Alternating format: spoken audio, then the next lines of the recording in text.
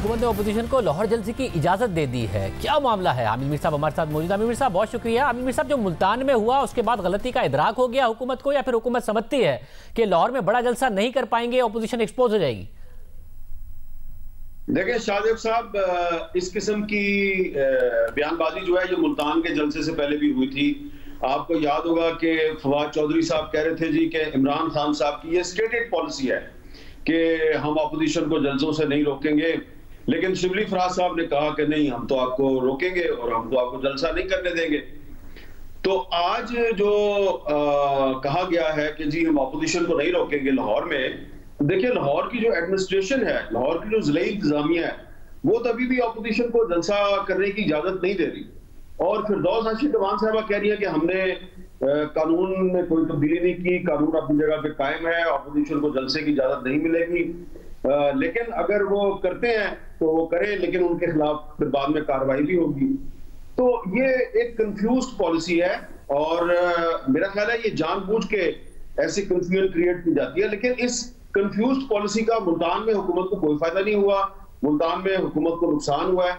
और लाहौर के जलसे के लिए भी अगर हुकूमत की यही पॉलिसी हुई कि गो की कैफियत रखनी है और कोई क्लियर स्टांस नहीं लेना, तो इसका अपोजिशन को फायदा होगा और हुकूमत को नुकसान होगा। और मैं समझता हूं कि हुकूमत को चाहिए कि ये जो एक डबल पॉलिसी है, एक कंफ्यूज पॉलिसी है, ये पॉलिसी खत्म करें। अगर आपने अपोजिशन को जलसे की इजाजत देनी है तो दें आप, अगर नहीं देनी तो ना दें। अगर आप नहीं भी देंगे वो फिर भी जलसा करेंगे, तो इससे बेहतर है कि आप इजाजत दे दें, ताकि अपोजिशन जो है वो अगर मीनार पाकिस्तान की जलसा गाह जो है वो नहीं भर पाती तो फिर आपके पास एक मौका होगा, आप उन पर तनकीद कर सकेंगे।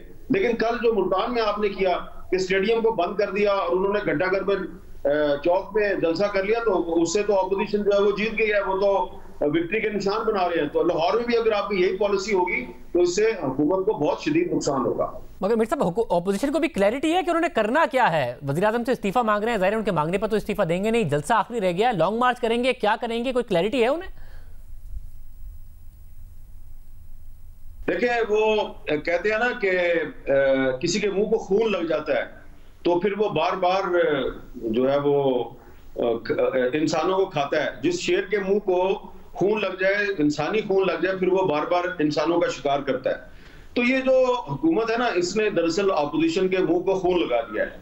अब देखें कि ये अपोजिशन ने मुल्तान में 3-4 घंटे का जलसा करना था, लेकिन ये जलसा जो है ये मीडिया पर 3-4 दिन तक होता रहा।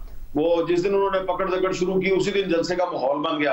तो ये अपोजिशन को तो मजा आ रहा है। हालांकि इस वक्त पाकिस्तान में कोरोना वायरस की वबा फैली हुई है, लोग उससे मर रहे हैं, लेकिन ना अपोजिशन को अपनी जान की परवाह है, ना लीडरों को अपनी जान की परवाह है, ना कारकुनों को अपनी जान की परवाह है। तो ऐसा लग रहा है कि पाकिस्तान की सियासत जो है ना, उसमें इख्तिलाफ राय जो है वो इंतकाम बन चुका है। हम ये नहीं कह सकते कि जी अपोजिशन की लीडरशिप जो है, देखें वो लोगों को खींच के जलसों में ला रही है। जिसने जलसे में नहीं जाना वो नहीं जाएगा।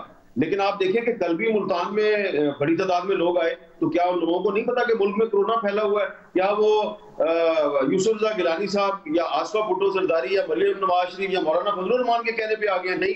तो इसका मतलब ये है कि कोरोना वायरस के बावजूद अगर लोग बड़ी तादाद में अभी भी घरों से निकल रहे हैं, अगर वो पेशावर के जलसे में भी आते हैं, अगर वो मुल्तान में भी आते हैं, तो इसका मतलब है कि हुकूमत के खिलाफ कहीं ना कहीं किसी ना किसी सतह पर बहुत ज्यादा अदम इत्मीनान और बेचैनी पाई जाती है, जिसकी वजह से लोग जो हैं वो कोरोना वायरस के खतरे को वाला ताक रखकर जलसों में आ रहे हैं। और फिर हुकूमत जो है उसकी गलत पॉलिसी से भी अपोजिशन को फायदा होता है। तो एक तरह से अपोजिशन जो है ना, उसको अब मजा आ रहा है और वो यही मजा दोबारा वो लाहौर में लेना चाहेगी। और मुझे लगता है कि अपोजिशन की जो उनकी जो क़यादत है, उसकी जो प्लानिंग है वो बड़ी क्लियर है। कुछ वो आपके साथ मीडिया के साथ वो शेयर कर चुके हैं, कुछ वो नहीं कर रहे। उन्होंने अल्टीमेटली आना है इस्लामाबाद की तरफ, उन्होंने मार्च करना है। और मुझे लगता है कि टेम्परेचर जितना बढ़ेगा, और अपोजिशन की ये पॉलिसी है कि टेम्परेचर को बढ़ाया जाए, तो हुकूमत जितना टेम्परेचर बढ़ाएगी तो मेरा ख्याल है कि अपोजिशन को इसका फायदा होगा और अपोजिशन इसका भरपूर फायदा उठाने की कोशिश करेगी। और सब अगर फायदा क्या होगा? अपोजिशन हुकूमत तो नहीं गिरा पाएंगे, तो मुज़ाकरात की मेज पर जब आए तो अल्टीमेटली बेहतर बार्गेनिंग पोजीशन हो, बेहतर डील के लिए, यह मकसद है।